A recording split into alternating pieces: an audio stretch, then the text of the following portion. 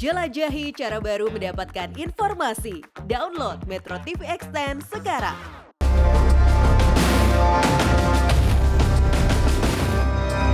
Jadi jangan coba-coba mengganggu Presiden.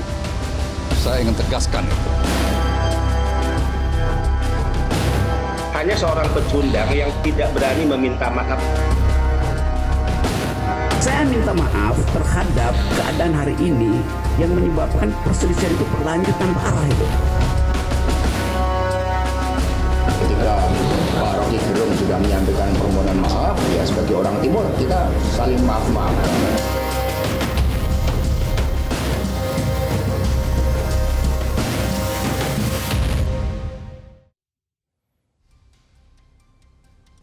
Rocky Gerung sudah meminta maaf atas kegaduhan yang terjadi sebagai buntut kritikannya terhadap Presiden Joko Widodo, tetapi pro kontra tetap terjadi di masyarakat. Polisi pun juga mulai menggelar penyelidikan terhadap laporan-laporan yang dilayangkan relawan Presiden Joko Widodo. Apakah Rocky Gerung terancam dikurung? Kami akan diskusikan bersama Sekjen Barajepe, Relly Reagan, dan mantan juru bicara Presiden Gus Dur, Adi Masardi. Selamat malam, Mas Relly, Pak Adi. Selamat malam. Malam, Mas. Ya. Baik, saya ke Mas Relly terlebih dahulu untuk mendapatkan jawaban dari salah satu relawan Joko Widodo. Kemarin kita dengarkan bersama, Rocky Gerung ini sudah meminta maaf atas kegaduhannya yang timbul akibat pernyataannya di forum buruh beberapa waktu lalu. Nah, ini apakah dengan adanya permintaan maaf dari Rocky Gerung, Barajepe akan tetap meneruskan laporannya atau mencabutnya sebagai wujud memaafkan? Jadi begini ya, pernyataan Rocky Gerung ini kan berulang-ulang. Bukan baru kali pertamanya saudara Rocky Gerung mengeluarkan statement, umpatan-umpatan kepada pemerintah khususnya Pak Jokowi. Dan bukan pada periode akhir Pak Jokowi saja. Sebelum-sebelumnya saudara Rocky Gerung di setiap acara momentum selalu menyerang pemerintah ataupun Pak Jokowi. Saya rasa Rocky Gerung itu pernyataan permintaan maafnya sudah kita kasih kesempatan ya. Saya sendiri tanggal 31 malam sudah meminta saudara Rocky Gerung dalam waktu 1 kali 24 jam untuk mencabut statementnya. Tapi saudara Rocky Gerung justru beberapa memberi materi di kuliah umum. Bahkan dia terus mengulang-ulang pernyataannya itu seakan-akan dia tidak bersalah. Apa yang disampaikan saudara Rocky Gerung, saya rasa laporan kami tanggal 31 itu sudah jelas. Tanggal 31 saya keluarkan statement di Bareskrim, malam pukul 10 lewat, itu Bareskrim menolak laporan kita, tapi laporan kita masuk ke dalam Dumas. Ya, kemarin kita juga diperiksa lagi, ya kita ada pengacara kita dari Barajepe dan kawan-kawan, ada Bang Beni juga, ada beberapa relawan yang tergabung dalam kita sekitar 40 relawan. Saya rasa kita nggak ada gigi mundur ya. Untuk saudara Rocky Gerung ini pembelajaran bagi semua pihak. Siapapun presidennya, siapapun ke depannya, siapapun mantan-mantan negara ini tidak boleh kita mengeluarkan umpatan-umpatan kata-kata seperti itu. Oke, berarti laporan tetap lanjut ya, Mas Relly? Sendiri, cobalah kita sama-sama menyadari.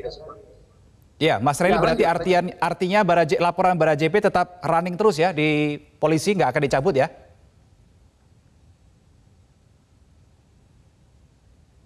Tetap. Halo, Laporan Mas Relly. kita kemarin pada tanggal 4 Jumat dari Bareskrim telah LP kita pada laporan kita pada tanggal 31 itu telah pengacara kita dan beberapa kawan saksi telah Baik, Mas Relly. Ya, tinggal nanti pihak berwenang aparat. Oke, Mas Relly, peluang Rocky Gerung untuk menjadi tersangka kemudian untuk selanjutnya kemudian ini dibui ini memang ada celah terbuka begitu ya menurut akademisi hukum pidana. Tetapi bukan karena penghinaan, melainkan karena pemberitahuan bohong, menerbitkan keonaran sesuai pasal 14 Undang-Undang Nomor 1 Tahun 1946. Tanggapan Anda seperti apa? Ya itu kan nanti tugas penegak hukum lah ya. Nanti penegak hukum kita ini kan bukan delik aduan apa yang disampaikan tadi. Ini kan sudah menimbulkan kegaduhan, kericuhan di publik, dan umpatan ini bukan saudara Rocky Gerung lakukan tidak sengaja ya ini. Jadi nanti aparat penegak hukum nanti akan kita saksikan aja nanti di pengadilan. Apakah saudara Rocky Gerung ini bersalah atau tidak? Nanti aparat penegak hukum lah nanti ditanyakan di Bareskrim nanti. Kita kalau kita nggak ada gigi mundur. Kalau sudah maju. Dan ingat, Barajp tidak pernah melaporkan siapapun, baru Rocky Gerung ini. Dan baru kali ini Barajp sebagai anak sulung relawan Jokowi yang pertama kita melaporkan ini, dan kita konsisten. Kita tidak ada masalah capres A, capres B, tidak ada. Kita konsisten. Kita memang tegak lurus pada Pak Jokowi. Baik. Saya ke Pak Adi. Pak Adi, saya juga penasaran nih, saat Anda berada dalam pemerintahan ya beberapa tahun yang lalu, bagaimana Anda sebetulnya dan juga tim pada saat itu menghadapi pernyataan yang bernada sama dengan tone pernyataan Rocky ke Presiden Jokowi? Reno, waktu itu kan kita memahami bahwa kita sedang masuk dalam proses demokrasi. Demokrasi itu harus dituntun oleh pemimpin tertinggi, karena demokrasi itu persoalan yang tidak ringan dalam menyampaikan situasinya, iklimnya kepada masyarakat yang dasarnya memang feodalistik. Itu sebabnya Gus Dur selalu mengingatkan kepada kami agar di dalam demokrasi itu perbedaan pendapat itu harus dihormati. Oleh sebab itu ketika di DPR bikin pansus atau para pengkritik itu, kami itu dilarang melawan against apa yang mereka lakukan. Bahkan dalam konteks ini ya, kita paham betul Gus Dur itu punya jutaan pengagum, punya jutaan pengikut. Beberapa ribu di antaranya adalah orang yang siap mati untuk Gus Dur. Tetapi dalam menghadapi kritik-kritik itu, Gus Dur selalu melihat ini sebagai perbedaan pendapat. Itu sebabnya kalau dalam konteks ini, kami ini orang-orang Gus Dur itu, bahkan Gus Dur sendiri lebih sibuk menenteramkan para pendukungnya agar tidak macam-macam, tidak mengganggu, tidak merusak sistem demokrasi. Itulah sebabnya tidak sepotong pun orang pengkritik Gus Dur yang dibawa ke kantor polisi, yang diadukan. Karena kita paham bahwa ini tidak boleh, karena ini kan baru tumbuh demokrasi. Kalau orang berpendapat kemudian dipenjarakan, ini kalau sekarang ini untuk Rocky Gerung itu bukan sekedar dikriminalisasi, tapi diancam penjarakan. Yang mengadu-ngadukan itu niatnya kan mau mempenjarakan perbedaan pendapat. Jadi Rocky ini saya melihatnya 100% perbedaan pendapat, cuma cara menyampaikannya kan memang macam-macam. Orang kan beda-beda. Nah, kita kan tumbuh dengan kebinekaan etnis, kebinekaan karakter. Kalau ada yang seperti itu ya kita hormati lah. Jadi jangan kita ingin kebinekaan, tapi kepada perbedaan kita anti. Nah itu sebabnya kami itu dulu, ya mungkin Metro sendiri kan mengalami dulu ketika mengkritik kita kan tidak pernah ada sesuatu dari nggak pernah ada pemiskinan, nggak pernah ada pencegahan iklan dan lainnya kepada Metro. Baik, Metro Pak Adi, saya juga sebenarnya penasaran ketika Anda tadi mengatakan dulu pada era Gus Dur menjadi presiden, ketika Gus Dur mengatakan menenangkan, mendinginkan para relawan ya, para simpatisannya. Saya juga penasaran, apakah pada saat itu juga ada relawan atau simpatisan Gus Dur yang kemudian dalam tanda kutip balelo, nggak mau memenuhi arahan dari Gus Dur, tapi dijawab di segmen berikutnya ya, Pak Adi. Kita akan lanjutkan di segmen berikutnya, Prime Time News akan kembali. Di segmen sebelumnya tadi Pak Adi bercerita di era Presiden Gus Dur, ketika ada yang mengkritik Presiden Gus Dur ini, Gus Dur selalu menenangkan simpatisannya, menenangkan relawannya. Nah, saya penasaran nih Pak Adi, ketika dulu Gus Dur menenangkan simpatisannya ini, ada tidak simpatisan atau relawan Gus Dur yang kemudian balelo begitu, tidak mematuhi apa yang disampaikan oleh Gus Dur untuk tetap tenang, tidak usah memproses hukum lebih lanjut? Menurut saya kan Gus Dur itu pemimpin, terutama di kaum Nahdliyin ya. Kemudian dia juga percaya bahwa saya ditunjuk untuk mewakili beliau, karena itu saya sering kontak dengan Haji Tatang, Panglima Banser itu. Bos bilang ente jangan macam-macam kasih tahu anak-anak, saya selalu begitu. Apalagi waktu ada nebang-nebang pohon di Jawa Timur. Kita juga mengingatkan itu. Tapi Gus Dur juga keliling ke pesantren-pesantren besar menerangkan kiai-kiai agar bahwa ini urusan politik. Kiai-kiai santri-santri nggak usah ikut-ikutan. Kita terus keliling. Jadi justru kita ini sibuk kampanye kepada para pendukung, bukan mengumpulkan orang, menyuruh orang. Misalnya Gus Dur itu bukan tipe pengecut yang di depannya bilang nggak masalah, tapi mengarahkan armada pendukungnya untuk melakukan persekusi, tidak semacam itu. Gus Dur kalau dia bilang tidak apa-apa, ya tidak apa-apa. Nah jadi begini, kita juga kita bisa cek nanti ke Pak Bimantoro Kapolri waktu itu atau Sofyan Yakub Kapolda waktu itu, pernah nggak kita minta seseorang ditangkap? Kita jelaskan kepada polisi bahwa polisi memang di bawah presiden, tapi bukan berarti harus menyelamatkan presiden. Yang patut dilakukan oleh TNI dan Polri itu adalah menjaga keselamatan presiden dan keluarganya. Itu juga yang saya ingin sampaikan kepada Muldoko, bahwa aparat penegak hukumnya itu hanya menjaga keselamatan keluarganya, presiden dan keluarganya, pejabat-pejabat juga dan keluarganya. Bukan untuk menjaga kelangsungan kekuasaannya. Kalau kelangsungan kekuasaannya itu milik rakyat, 100% rakyat yang berdaulat. Begitu Pak Reno. Saya sudah mendengar Mas Relly tadi ingin menanggapi. Silakan Mas Relly. Ya, jadi saya tanggapi pernyataan Mas Adi. Tidak juga. Kalau terkait kita laporan ke Barreskrim ini tidak ada juga dari perintah dari Pak Jokowi. Kita sebagai rakyat ya, sekarang bagaimana saudara Rocky Gerung mengeluarkan kata-kata umpatan itu. Bayangkan saja dia sebagai seorang pendidik ya, dari kita sekolah SD, SMP, SMA, tidak pernah orang tua, guru atau guru ngaji kita sebagai saya sendiri umat muslim nggak yang mengajarkan hal-hal seperti itu. Kita orang Indonesia lah ya, ada budaya ya, dari macam-macam bahasa suku, nggak ada pun budaya satu pun mengajarkan kata-kata umpatan itu, terlebih lagi sebagai pimpinan ya, apalagi presiden, gubernur, ini kan akan menjadi rujukan pada akhirnya. Kalau kita dibilang anti kritik, tidak ada juga yang sekarang kita persoalan BTS, mana saudara Rocky Gerung, persoalan kasus korupsi, tidak ada Rocky Gerung jangan menyerang Bapak Presiden Jokowi. Ini kan terus-menerus saudara Rocky lakukan secara membabi buta.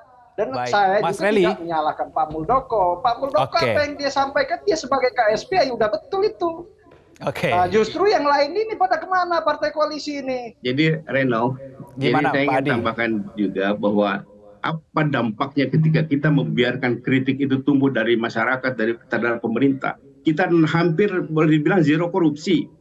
Karena orang takut dengan membiarkan kritik itu, kemudian para pejabat itu takut, orang kita nggak ngapain aja dikritik, apalagi kalau kita korupsi. Itu sebabnya di era Gus Dur hampir tidak ada korupsi kecuali yang diketahui oleh presiden sendiri. Nah jadi yang tadi disampaikan oleh Rocky ini kan saya sampaikan bahwa Rocky itu mengkritik kebijakan. Kebijakan itu kayak contoh saya nih, saya kebijakan tol yang mahal itu, setiap saya ngetep itu, kebijakan tol kok mahal banget gitu, tol Becakayu jadi paling mahal 22.500. Ini kan kebijakannya, bukan pembuat tolnya yang saya bilang. Ini kan kebijakannya. Nah itu berbeda. Nah jadi ditahan dulu. Kita masih punya satu segmen lagi untuk kita berdiskusi. Mas Relly, saya juga sebetulnya masih penasaran ya, ketika Presiden Joko Widodo mengatakan ini adalah masalah kecil, tapi barisan pendukung Presiden justru bergerak masif melaporkan. Ada anggapan yang muncul bahwa sebenarnya para relawan ini sedang menunjukkan loyalitasnya saja kepada figur Jokowi di tengah suhu politik menuju pemilu yang kian menghangat. Saya mau minta jawaban dari Mas Relly, tapi ditahan dulu di segmen berikutnya ya. Prime Time News akan kembali. Kami lanjutkan diskusi pada malam hari ini. Mas Relly, menyambung pertanyaan di segmen sebelumnya, ada anggapan yang muncul bahwa ketika masif sekali relawan Jokowi melaporkan Rocky Gerung ini sebetulnya hanya sedang menunjukkan loyalitas saja kepada Jokowi. Ini betul tidak anggapan ini, Mas Relly? Oh tidak. Itu salah ya. Siapapun presidennya, udah kita tegaskan. Ke depan presidennya mau Pak Anies, mau dia Mas Ganjar, ataupun Pak Prabowo, tidak boleh pemimpin bangsa ini seperti itu, dikeluarkan kata-kata hate speech, ya, ujaran kebencian. Itu tidak boleh. Pemimpin yang masa mendatang atau pemimpin yang lalu tidak boleh. Kita sebagai warga negara kita ini harus ada adab, jelas ada etika. Makanya sekolah kita diajarin. Ini bagaimana mengaku seorang profesor, mengajar di perguruan tinggi, memberi kuliah umum di mana-mana, tapi mengeluarkan pernyataan-pernyataan umpatan seperti ini tidak pantas. Dan ini pembelajaran bagi semua pihak yang melakukan itu kepada pimpinan ataupun gubernur ataupun presiden. Nggak boleh. Kita sebagai warga negara ini menjadi rujukan nanti anak-anak kita, anak sekolah SD, SMP, Itu aja saudara Rocky Gerung bisa mengumpat, mengeluarkan. Beda dengan kritik, ini bukan mengkritik. Saudara Rocky Gerung ini bukan mengkritik lagi. Kalau kita mengkritik, kritiklah mana BTS, kasus BTS, mana saudara Rocky Gerung, kasus mana sosial. Banyak kasus lain yang bisa saudara Rocky Gerung kritis. Jangan ini jadi komoditi politik tahunan karena mau pilpres. Terus terang kami melaporkan ini tidak terkait dengan capres ABC. Relawan Jokowi Presiden tidak ada terafiliasi dengan capres ABC. Masih nggak lurus dengan saudara Presiden Joko Widodo. Jadi itu saja saya rasa nggak ada saudara Rocky Gerung kita terkait pernyataannya berita bohong yang dia sampaikan kepada Pak Jokowi menjual Indonesia ke Cina segala macam. Rocky Gerung ini tanpa data dan fakta. Menjual ke Cina, masalah IKN. Ya. Oke, baik. Saya kembali ke Pak Adi. Ketika memang publik ini beberapa kali mengkritik secara halus, begitu ya, mengkritik pemerintah secara halus, ini ada sorotan pemerintah seperti seakan tidak menoleh. Kalau mengkritik secara keras, tentunya dengan diksi-diksi tertentu malah seperti ini ya, berujung delik. Lalu masyarakat ini kalau menurut Pak Adi harus bagaimana kalau mau mengkritik agar ditoleh, tapi tetap aman dari segi hukum ya? Jadi begini, saya melihat bahwa yang dilakukan oleh Rocky itu tetap kritik, perbedaan pendapat dan beda pendapat di teman-teman pendukung presiden ya. Nah, tapi bedanya dengan kami ya, kalau kami kan prinsipnya siapapun presidennya kita akan kritik, nggak kita bilang. Nah, kemudian yang cara mengkritik itu kan setiap orang punya karakter. Saya sebagai penyair saya mengkritik lewat puisi. Nah, ada Negeri Para Debah kemarin itu saya launching puisi Istana Iblis. Dengan cara-cara, setiap orang punya cara sendiri. Nah, tapi yang penting dalam mengkritik itu, yang penting substansinya adalah kebijakan, bukan orangnya. Dan tapi yang lebih penting dalam menganut sopan santun tata krama itu adalah pemerintah. Pemerintah itu harus santun dalam mengeluarkan kebijakan. Kayak contohnya soal kebijakan omnibus, tenaga kerja juga kesehatan, ini kan brutal. Tidak mengikuti tata cara membuat undang-undang seperti di negara demokrasi, harus ada hearing, ada naskah akademis dibicarakan. Ini kan enggak.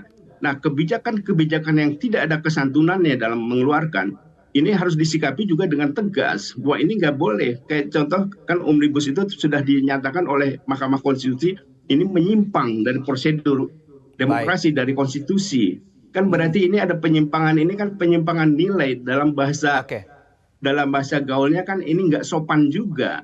Nah, jadi sebetulnya sopan santun tata cara yang harus dilakukan itu, yang harus dijaga itu adalah justru pemerintah dalam mengeluarkan kebijakan. Ada kesantunannya, ada tata caranya. Jangan kita mengkritik harus ada tata caranya, tapi pemerintah mengeluarkan kebijakan nggak pakai tata cara, nggak pakai sopan santun, nggak babi bu, tol dinaikin, subsidi pupuk dicabut. BBM dinaikin. Intinya harus sama-sama menjaga sopan santun antara publik dan juga pemerintah ya ketika mengeluarkan kebijakan. Terima kasih Sekjen Bara JP Rally Reagan dan juga mantan juru bicara Presiden Abdurrahman Wahid Gus Dur, Adi Masardi sudah bergabung sama kami di Prime Time News. Selamat malam. Cara mudah mendapatkan informasi dengan satu sentuhan jari. Download Metro TV Extend.